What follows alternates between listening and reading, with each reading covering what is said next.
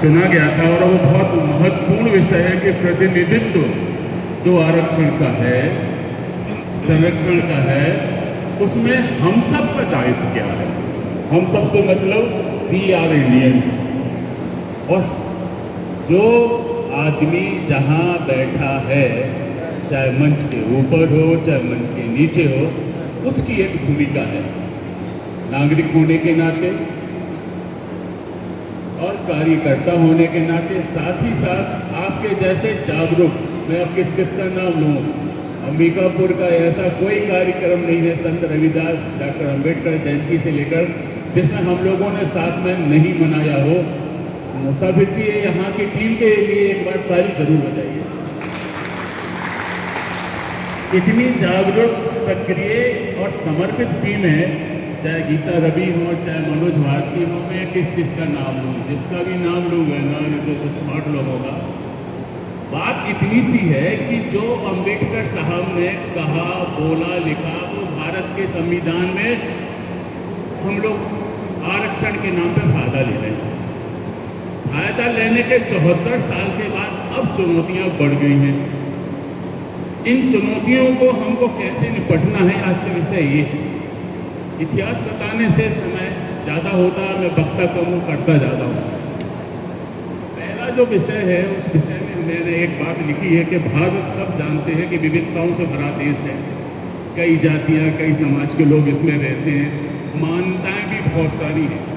लेकिन इन मान्यताओं को ध्यान में रखने के बाद हमारा जो मूल उद्देश्य है आरक्षण का, वो है कि जो वंचित वर्ग का आदमी है, जिस व्यक्ति के पास रोजी रोटी, कपड़ा, मकान नहीं है, उस व्यक्ति के बच्चे अगर गरीब हैं, प्रतिनिधित्व अगर उसके परिवार को नहीं मिल रहा है, चाहे वो स्कूल हो, चाहे वो कॉलेज हो, चाहे वो किसी प्रकार से आपका जन प्रतिनिधित्व का हो, जितने मंच पे लोग बैठे हैं ना, ये सारा जीवन बाबा साहब का गुणगान करने के साथ साथ जन जन तक उनका ड्रीम पहुंचाने के लिए यहाँ आए हैं। तो मैं नीचे वालों से भी अनुरोध करूँगा कि ऊपर वालों को ताली बजा दो कि वो लोग आए कम से कम।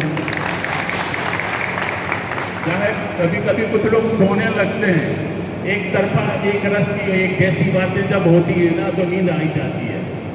तो नींद भगाने के लिए हमको खुद को जागरूक होना पड़ेगा।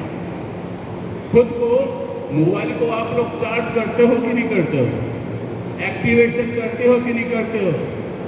ये गायिका बैठी हैं वंदना जी, अगर ये बाबा साहब के नाम से उनके गीतों को नहीं गाती तो आज उनको 2-2 बुके नहीं मिलता, इसलिए इनको भी ताली बजाओ। तो जितना व्यक्ति यहाँ बैठा हो चाहे वहाँ बैठा हो, वो बाबा साहब के नाम से ही खा रहा है, बाबा के नाम से ही जी रहा है, बाबा के नाम से ही उधर मनना पड़ेगा। और अगर नहीं मन रहा है ना, लफाजी कर रहा है, तो उसको की जरूरत नहीं है, क्योंकि बोलने वाले देश में बहुत हैं, करने वाले बहुत कम। आज समय करने का है। जेलों को तो आपने देखा ना कैसा था अंबिकापुर जो 30 साल पहले, और मैं 4 साल मुझे रिटायर्ड हो गया, अब कैसा है कि देख लो। मगर आत्म प्रशंसा वाली बात नहीं है। हमारे गुरुजी वहाँ पीछे बैठे हैं, वो सब जान रहे हैं। हम ये बताना चाहते हैं कि हमारे जो लोग, हमारे जो व्यक्तियों की लड़ाई है, उसमें 4 चीज़ें ध्यान रखना है।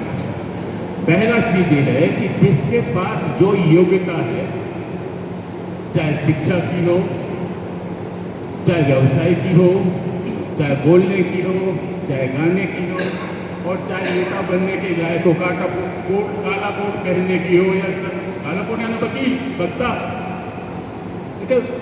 आप उसको धारण करने के पहले ये देखो कि मेरे कितने समाज के लोग हैं जो कोट पहनने के लायक हैं। अगर नहीं है तो ये हमारे लिए एक चुनौती है, पहली चीज।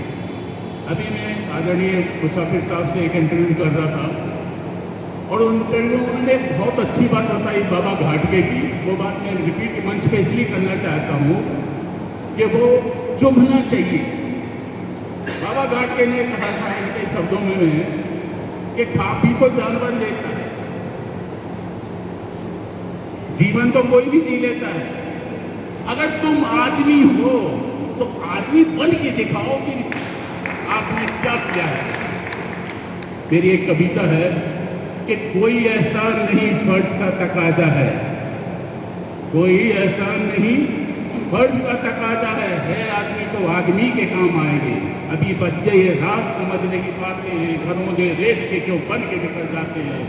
बड़े हैं आप तो तकसीम में कीजिए, हम हैं गरीब बदी राह से उठाते हैं। हमारे माँ बाप, हमारे पूर्वज क्या करते थे मैं नहीं बताऊंगा, हमको क्या करना है ये जरूर बताऊंगा।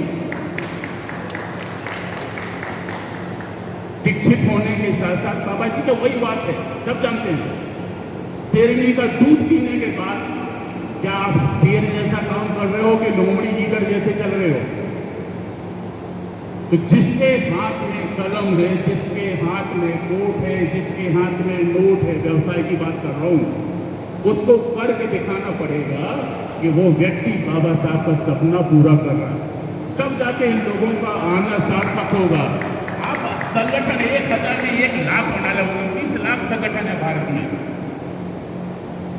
और 67,425 लोग जो है उसके पीछे पीछे भागे जा रहे हैं। और इतनी जातियों में बटे लोगों के बाद एकता की कमी है, चाहे कोई बामसेव का नाम ले, चाहे कोई अजाक्स का नाम ले, चाहे कोई बहन जी का नाम ले, चाहे कोई नेताजी का नाम ले, एकता कहाँ है। अभी SC ST OBC का एक प्रांतीय संयुक्त मोर्चा बना है, सबको पता है ना, उसके विस्तार में नहीं जाऊंगा। उद्देश्य बाबा साहब है, मूल बिंदु बाबा साहब है, लेकिन बाबा साहब को आप सिर्फ किताबों से पढ़ के मत पढ़ो, बाबा साहब को आज की जमीन में उतार के लाओ कि आज बाबा साहब होते तो क्या करते। सिर्फ भाषण नहीं देते, करना कुछ नहीं है। AI का जमाना है, सीधी सीधी बात है। पिछली मीटिंग में जब मैं बैठता था तो बोलता था कंप्यूटर का जमाना है, आज से 30 साल पहले मैंने बोला था कंप्यूटर का जमाना है। इंग्लिश सीखो, कंप्यूटर सीखो, अब AI सीखो। क्या सीखना है? Artificial intelligent.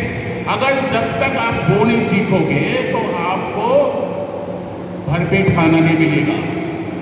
ऐसा कोई बैंक नहीं है, ऐसा कोई सरकारी विभाग नहीं है, ऐसा कोई नौकरी नहीं है जहां पर उसकी जरूरत नहीं है। आजकल तो बिजनेस में भी चालू हो गया। तो जब जमाना बाबा साहब होते तो वो यही बोलते ना कि मेरे जमाने में मैंने ये किया। तथागत गौतम बुद्ध जी के समय उन्होंने वो जो देशनाएं दी जिनकी हम आज वंदना कर रहे हैं, वो उस समय के लिए लागू होती थी।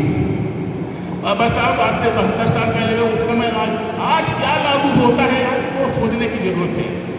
आज तीनों बातों को लागू करना है कि जितने लोग हमारे संगठन के लिए काम कर रहे हैं, इन्होंने बहुत अच्छा एक कॉन्सेप्ट लिया है और 2012 से आदरणीय मुजफ्फर जी और उनकी पूरी टीम बधाई का पात्र है, वो लगे हुए हैं और उसी सिलसिले में वो यहाँ चल कर रहे हैं। तो मेरा अनुरोध उनसे ये है, मुजफ्फर साहब सुनिए कि जो आप स्थानीय वक्ता हैं आप उनको अवसर दीजिए। आपके वक्ता तो प्रोफेशनल है, एक लाइन में एक कंसेप्ट घंटों घंटों बोलते रहेंगे, लेकिन जो यहाँ के आदमी उसको अवसर नहीं दिया तो प्रतिनिधित्व कैसे बढ़ेगा। आप मेरी बात सुनने से आगे, आप सुनने सुनाने नहीं आए थे, आप सुनने आए थे कि हमें अभी हाल छत्तीसगढ़ में क्या करना है। ये बेटे हैरवाड़ जी कई संगठनों से जुड़े, हैरवाड़ समाज के अध्यक्ष रहे, उसके बाद अभी समर्थन में भी मैंने इनको देखा। इसके साथ साथ अभी कौन सा भाव से वो भारतीय बौद्ध महासभा। तो इनके पदों से कुछ नहीं होता, मैं बोल दूं आपको।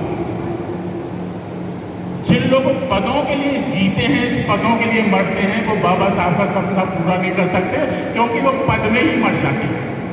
मेरा पद अध्यक्ष का, अरे भटे जानते क्या हो, करते क्या हो, साल में 1-2 प्रोग्राम कर लिए, 12 महीने प्रोग्राम करने की जरूरत है, 365 दिन काम करने की जरूरत है, तब जाके बाबा साहब का सपना पूरा होगा। मैं वक्तव्य को विराम देता हूँ, अन्य वक्ताओं को सादर आमंत्रित करता हूँ। धन्यवाद। बहुत बहुत धन्यवाद।